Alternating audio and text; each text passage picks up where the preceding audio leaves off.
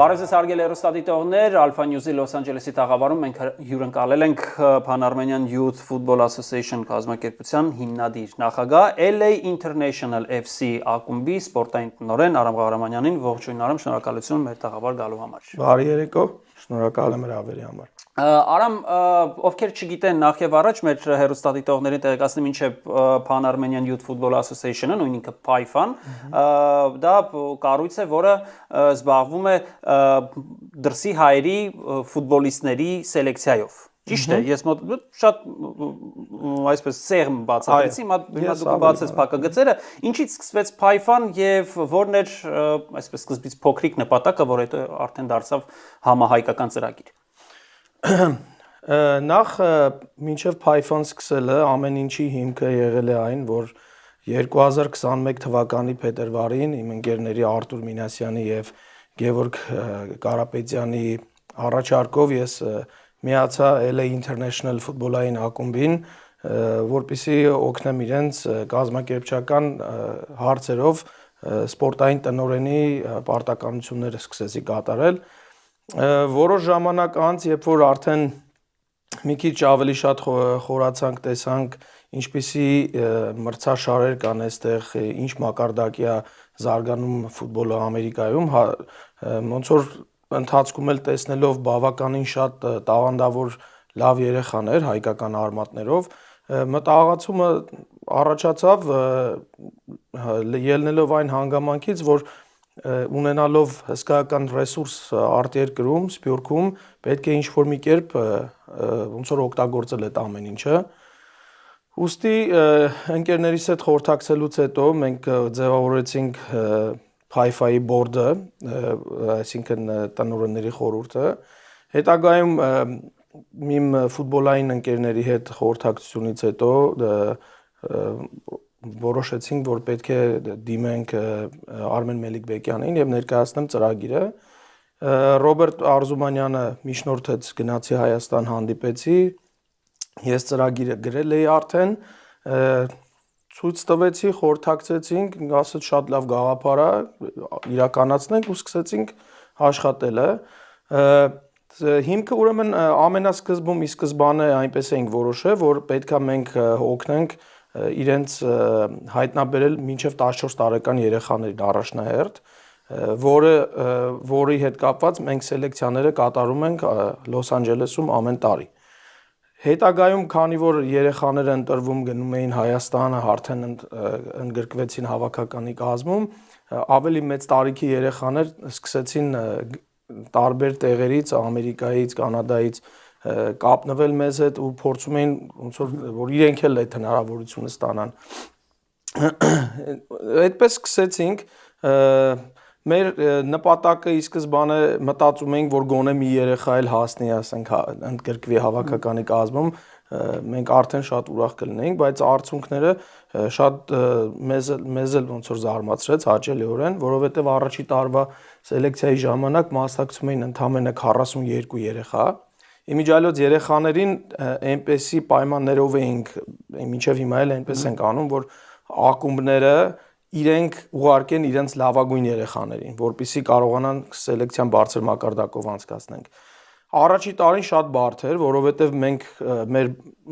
խորհրդի անդամներով կարամ ասեմ հազարավոր զանգեր եւ իմեյլներ ենք արել ամբողջ Ամերիկայով Յան ազգանունով երեխաներ գտնելու համար, հետո արդեն սոցիալական մեդիայի միջոցով ավելի մեծացանք, հիմա արդեն երեխաներն են մեզ գտնում։ Առաջի տարին 2009 թվականին ծնված երեխաների սելեկցիային մասնակցեց 42 երեխա,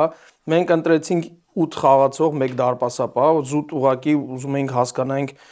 եթե ոնց որ կարող էինք 2-3 ընտրենք, բայց մեզ շատ հետաքրքիր էր այս 8-ը, որ գնան ինչքանով մոտիկ կլինեն այնտեղի երեխեքին, որտեղ մենք այդքան տեղեկություն չունեինք, բայց ի զարմանս մեզ այդ 9 երեխաներից 4-ին հրավիրեցին 14 տարեկանների հավաքական, որոնք խաղացին տարբեր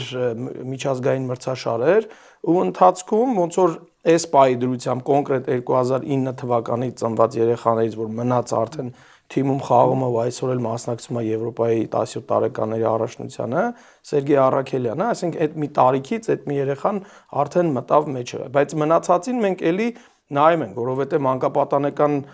շրջանում շատ են փոխվում, այն երեխաները, որոնք որ այդ պահին ինչ-որ լավ չեն դրսևորել իրանց, բայց մենք անդադ նայում ենք, իրենք միշտ կապի հետ են ինձ հետ, ֆեդերացիայի հետ, տեխնիկական տնօրինության հետ, մի խոսքով այդ կամուրջը պահում ենք ու հետո արդեն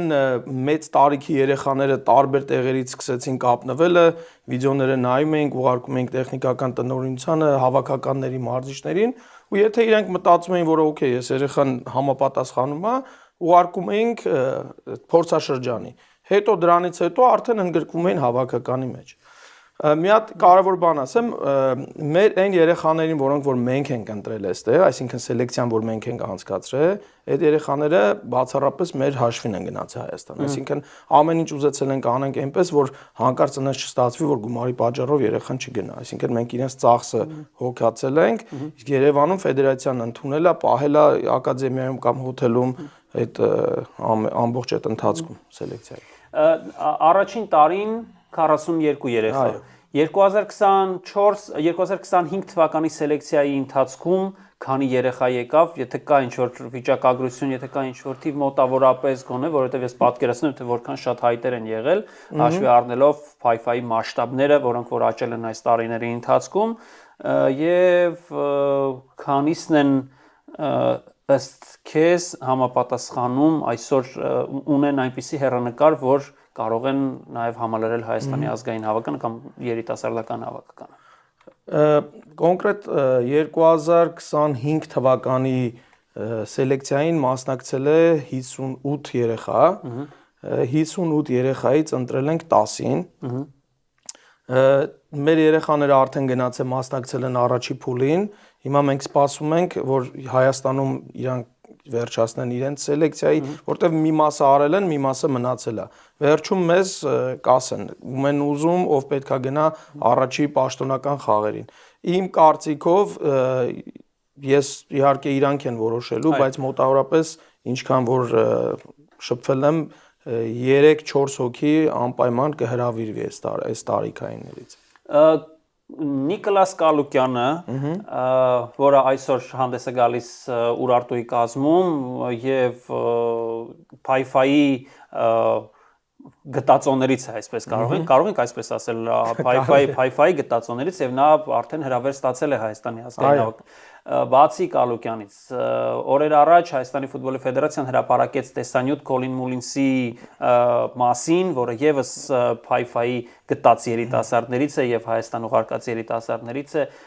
Ինչ կասեք այս երկու ֆուտբոլիստների մասին, որովհետեւ հայ երկրպագուների շրջանում հատկապես այս երկու ֆուտբոլիստների ազգանուններն են հիշում։ Նախ Մուլինսը, որ Յանով չի ավարտում, բայց ինքը հայ ֆուտբոլիստ է,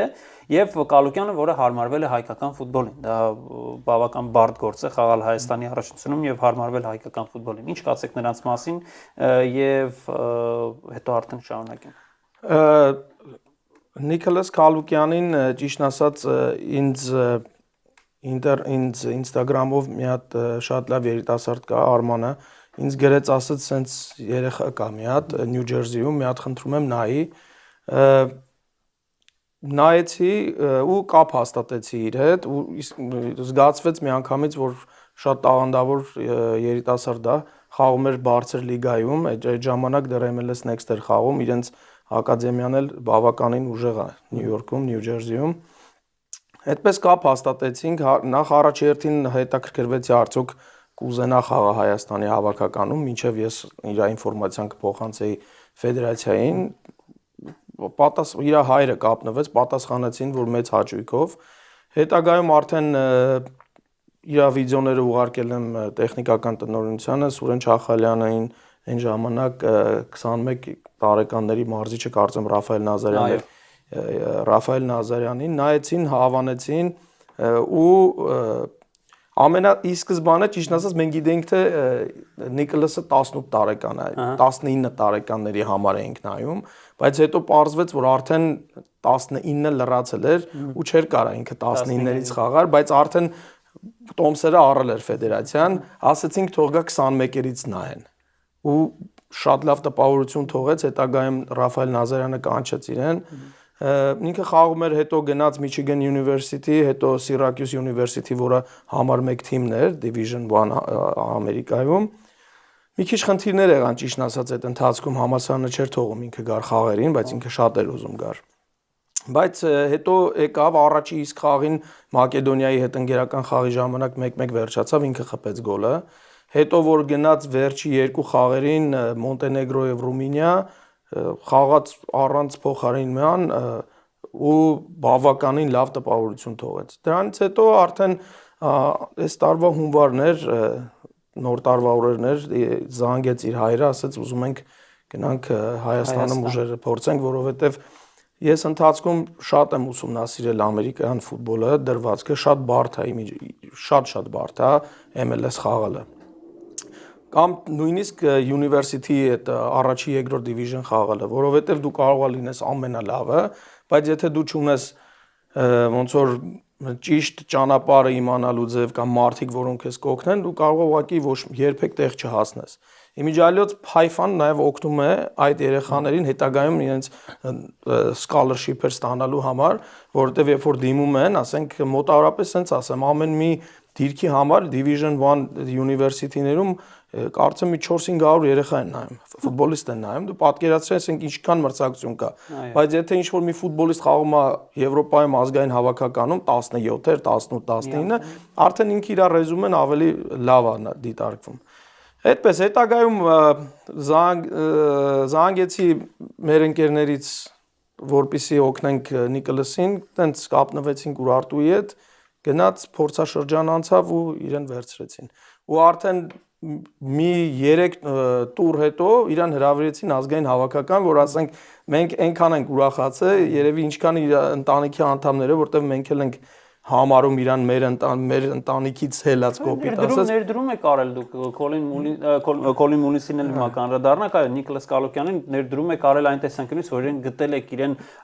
այդքան ճանապարհ եք հարթել իր համար, այդքան ասել եք եւ այդքան հաճելի է պատկերացնում եմ, որ նա հասավ մինչեւ ազգային հավաքական, իսկ Կոլին Մուլինսը շատ ավելի երիտասարդ ֆուտբոլիստ է, ես առիթ ունեցել եմ Կոլին Մուլինսի հետ շփվելու, շատ համեստ ֆուտբոլիստ է, նույնիսկ այնպիսի համեստություն ունի, որ երևի թե անթույլատրելի համեստ մի փոքր։ Մենակ դաշտից դուրս, դաշտում շատ անա։ Ինչ կարելի ասել Կոլին Մուլինսի մասին, նախ որ Յանո որ չի ավարտվում ազգանունը հայերի մոտ մի տեսակ չգիտեմ, մի տեսակ այլ վերաբերմունք է, այլ ակնկալիքներ են, ինչ սպասել Կոլին Մուլինսից եւ ինչպիսին է նա։ Նախ մինչև Կոլին Մուլինսի մասին խոսելը պետք է խոսեմ իր ծնողների մասին։ Շատ լավ մարդիկ են, շատ կիրթ, շատ բարի ու միշտ ոնց որ թերահավատորեն չեն նայել այս ամեն ինչին։ Ամենասկզբից երբ որ սկսեցինք, իր մասին ծնողներից մեկը ասեց, Փայֆայի մասնակից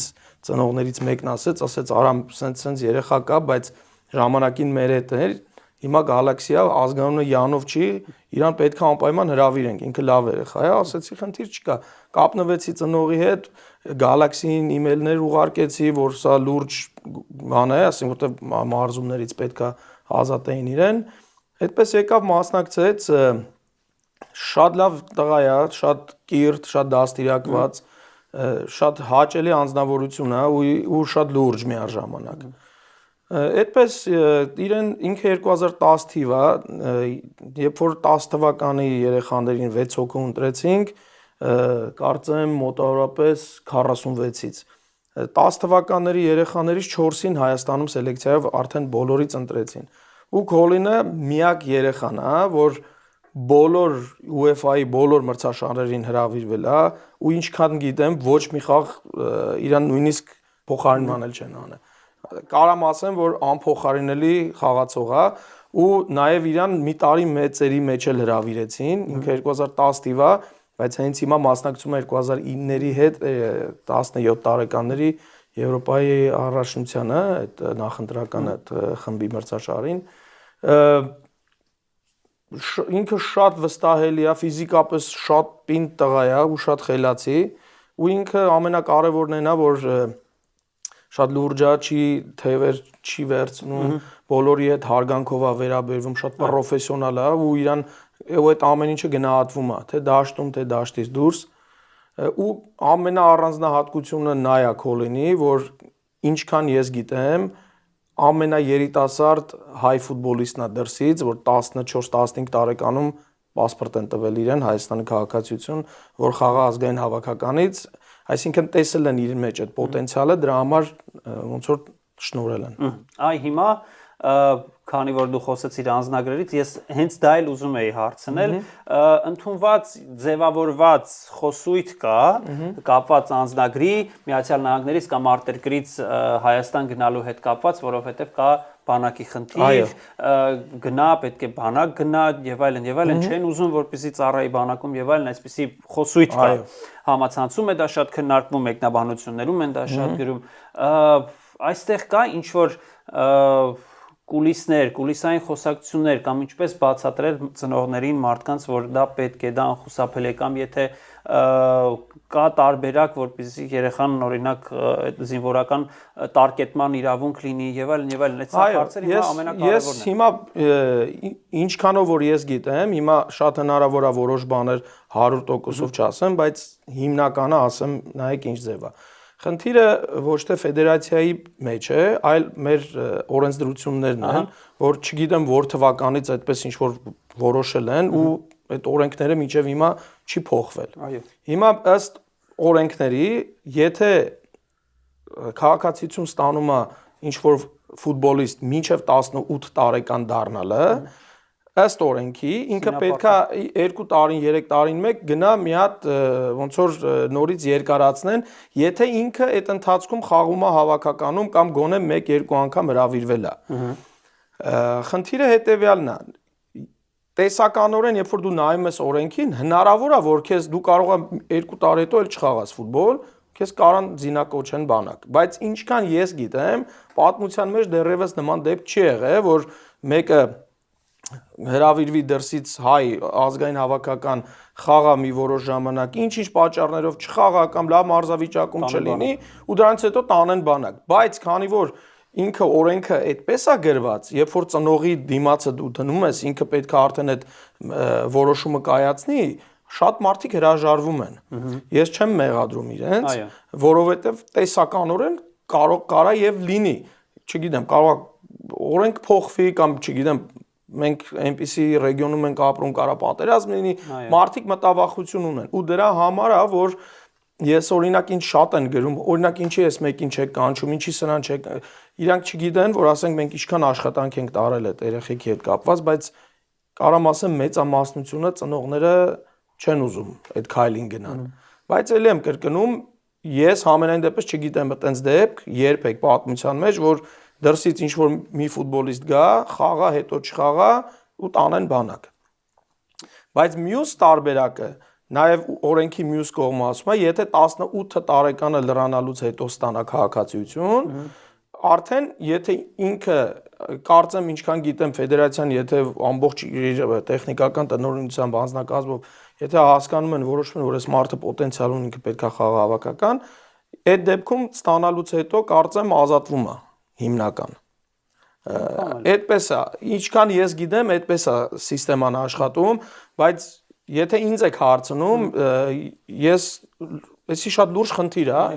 շատ լուրջ խնդիր է, որովհետև մենք իրոք բախվում ենք սրա հետ ու բոլորն էլ գիտեն, ասեմ, ֆեդերացիան էլ է հասկանում, իրենք էլ են փորձում այս հարցին լուծում տան, բայց իմ կարծիքով այս հարցը պետքա լուծվի պետական մակարդակով, ազգային ժողովով, չգիտեմ, օրենք քննարկեն, ինձ թվում է, եթե իմ անձնական կարծիքն եք հարցնում, որ ես հայաստանցի եմ ու Ամերիկայում եմ ապրում, իմ կարծիքով մեր պետությունը ոչ մի տեսակի բան չի կորցնի, եթե չշահի, եթե այդ երեխեքին, եթե այս մարդուն ներկայացնում որ ինքը պոտենցիալ մեր երկրի դրոշը բարձրացնելու է, ավելի բարձր լեվելի է տանելու, ինչու չտանես մարդուն Հայաստանի քաղաքացիություն։ Կոպիտ ասած, երբ որ բերում են, ասենք, նատուրալիզացնում են կամ եւ այլ, մեր երեխեքը թող, ես չեմ ուզում ռասիստական ինչ-որ բաներ ասել, բայց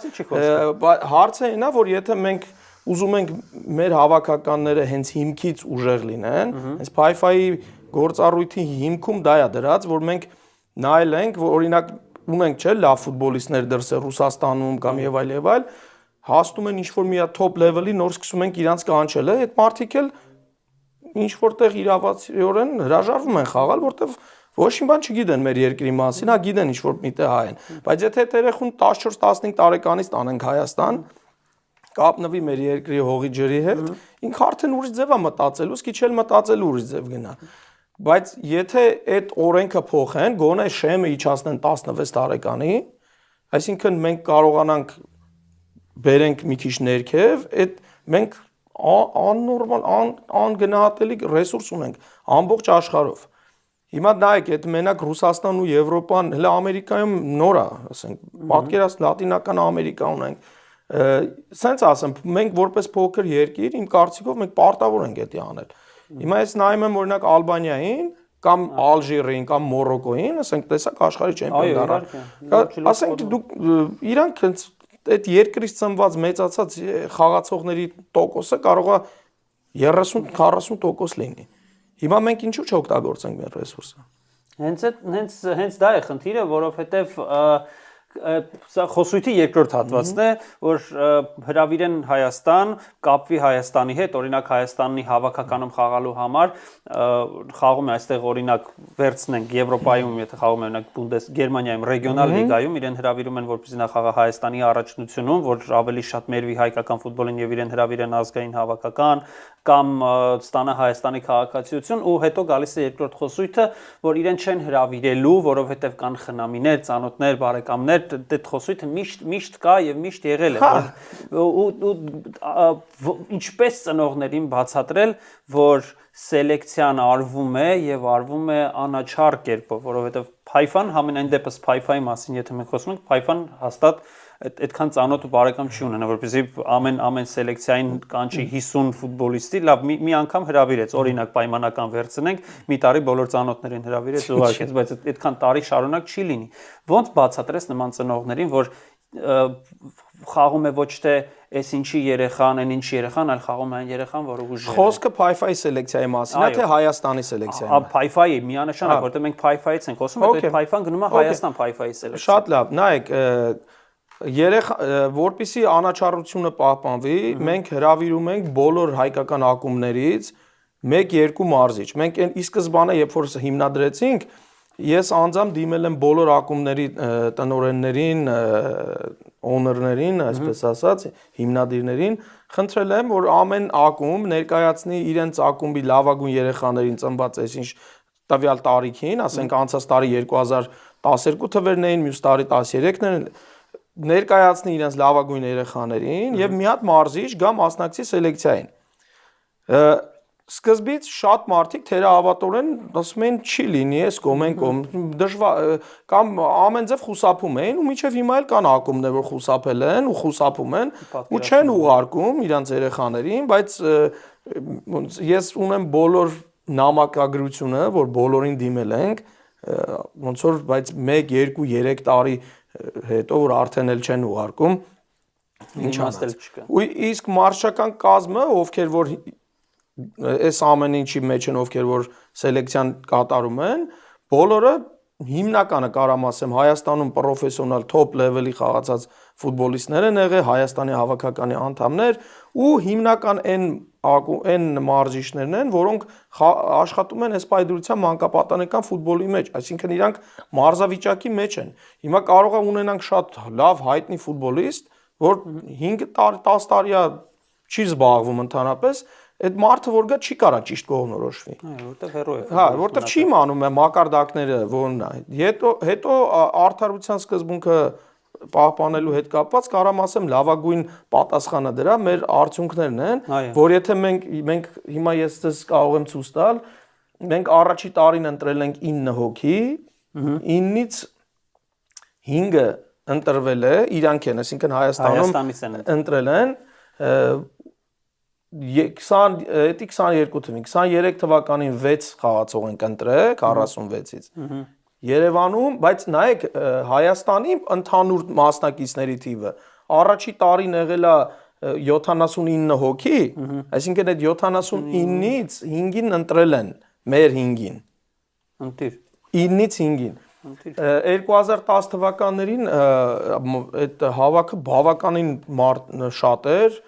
կարծեմ մոտ 100-ից ավել էին։ Մենք 6 հոգի ենք տարել, այդ 6-ից 4-ին ընդհանուրից ընտրել են։ Այսինքն լուրջ տոկոսներ են սրանք։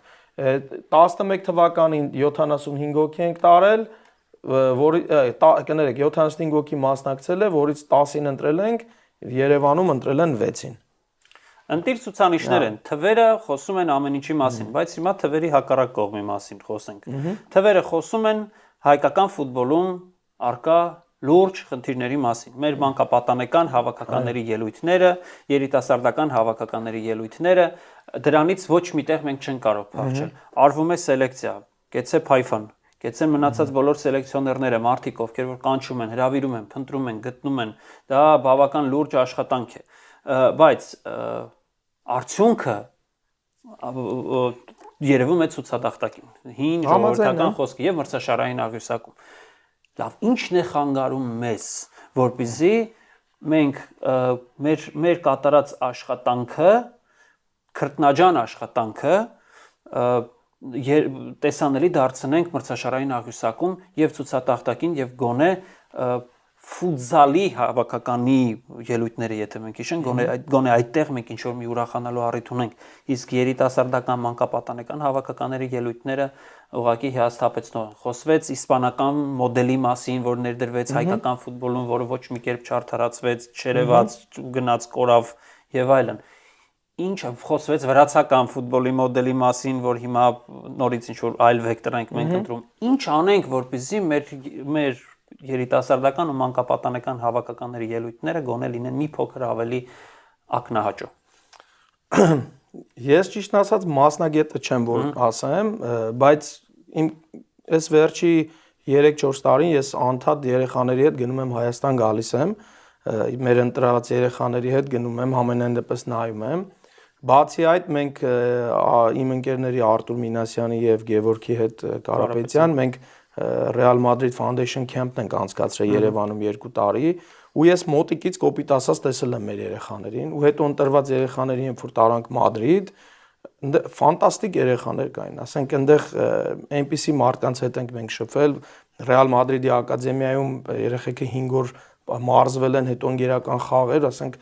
շատ մեծ տարբերությամբ հաղթում էինք, ու բոլորը զարմացած էին, թե մենք ոնց ֆուտբոլ չունենք։ Ահա։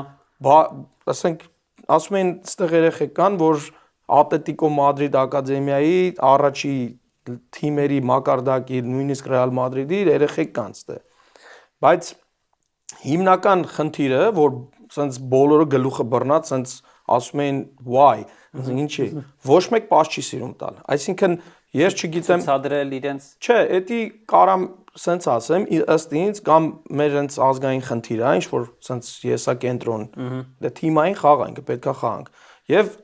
ես մի հատ բան եմ նկատել, չգիտեմ, ես կարող եմ սխալ եմ, օրինակ, երբ որ ես գնում նայում եմ ընդեի խաղերը,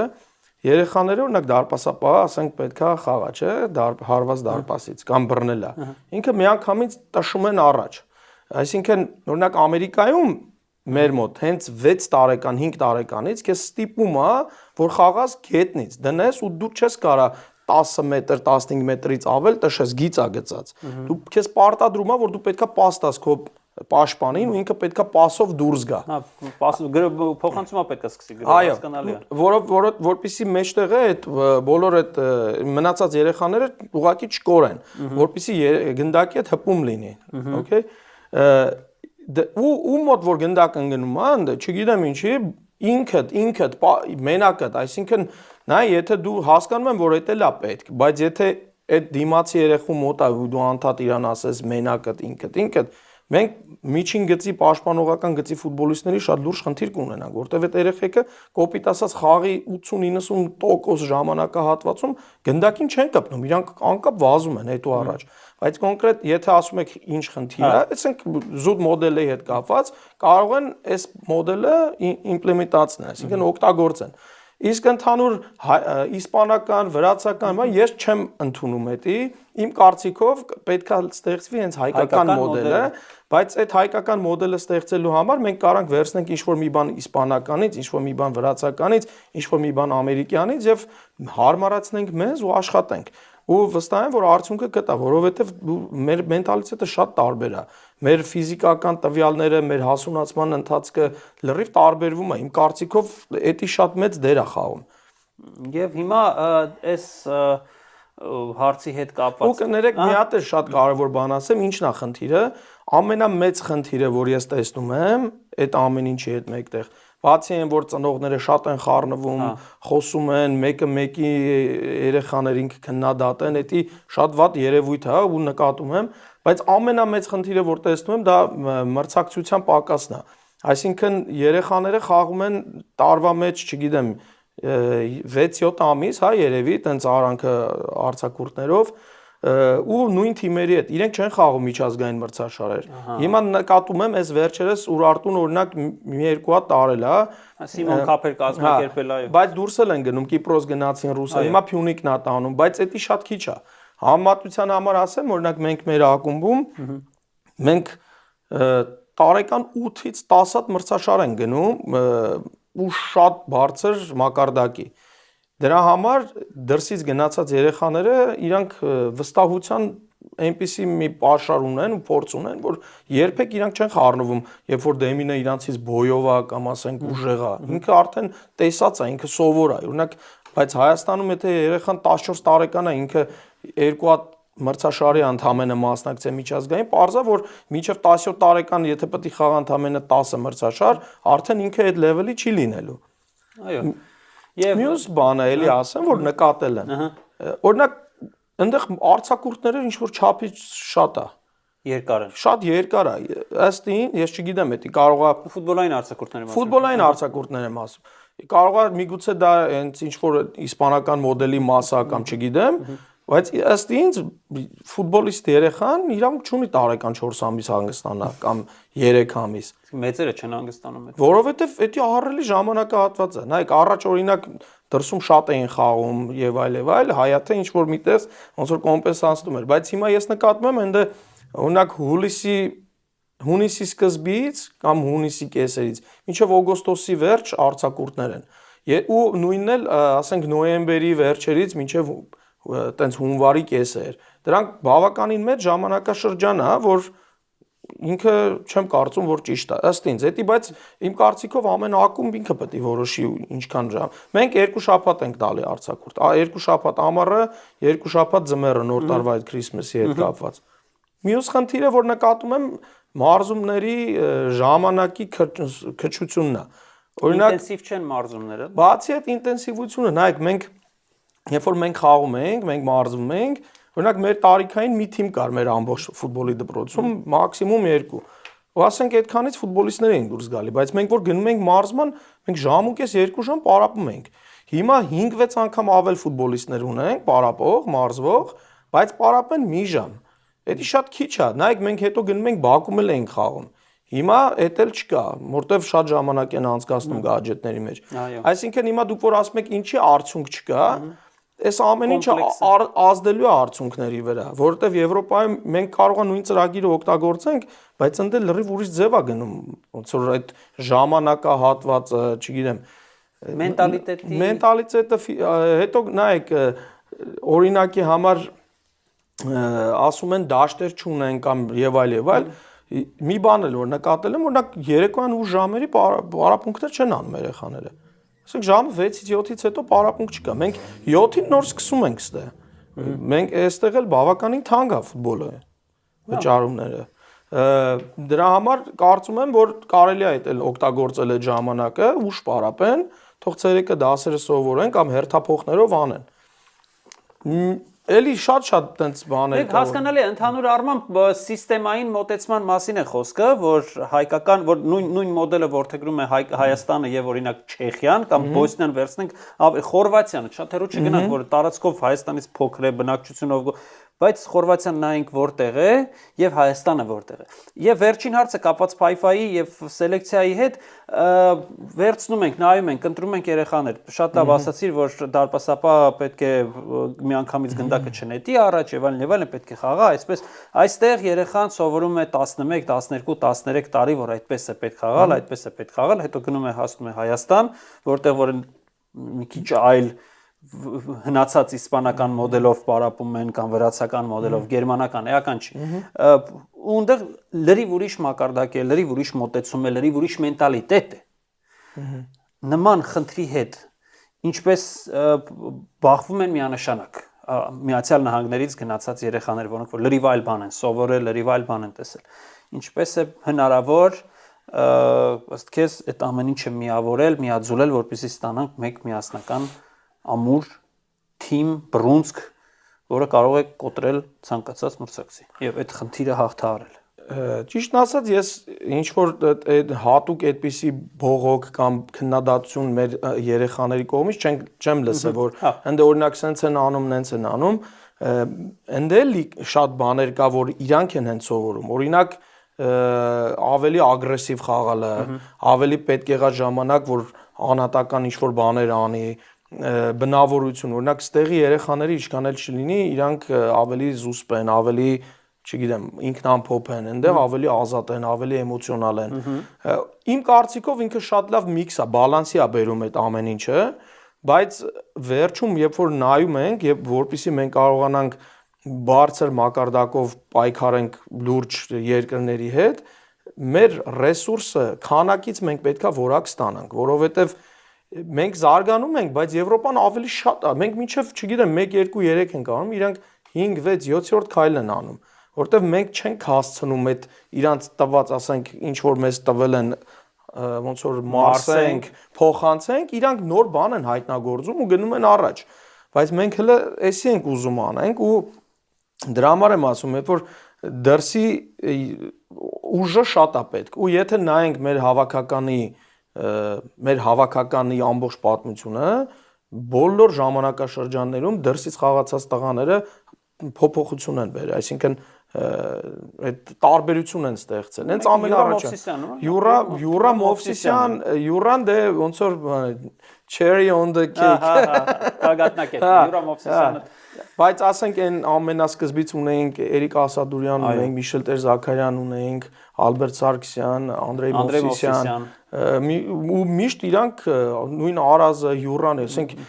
մեր այդ հավաքականը շատ տաղանդավոր էր, բայց իմ կարծիքով ամենայն հարգանքով եթե Յուրան չլիներ, մենք այդ արդյունքները չենք ունենա, որտեվ իրականում շատ ուժեղ հարձակվող էր, ասենք ու այդպես շարունակ։ Դրա համար հիմա մենք կարող ենք ավելի ոնց որ երիտասարդ ժամանակից այդ հիմքը, այդ ամեն ինչը ստեղծենք ու տանենք վերև։ Դա աստված, որ Փայֆան շարունակի իր գործունեությունը, որովհետև դա իսկապես շատ լուրջ աշխատանք է մատակարարել երիտասարդ խաղացողների Հայաստանին, հանուն Հայաստանի տարբեր հավաքականների, երիտասարդական, պատանեկան եւ ազգային հավաքականների, թող որ LA International FC-ն էլ զարգանա, դա ի նպաստ է միայն մեզ հայերից Հայաստանի եւ մեր ամբողջ ազգին։ Շնորհակալ եմ Արամ մեր տաղավար գալու համար։ Շնորհակալություն։ Ես Ռոբերտ Գասպարյանն եմ, շարունակեք հետևել Alpha News-ին, շնորհակալություն ուշադրության համար եւ ցտեսություն։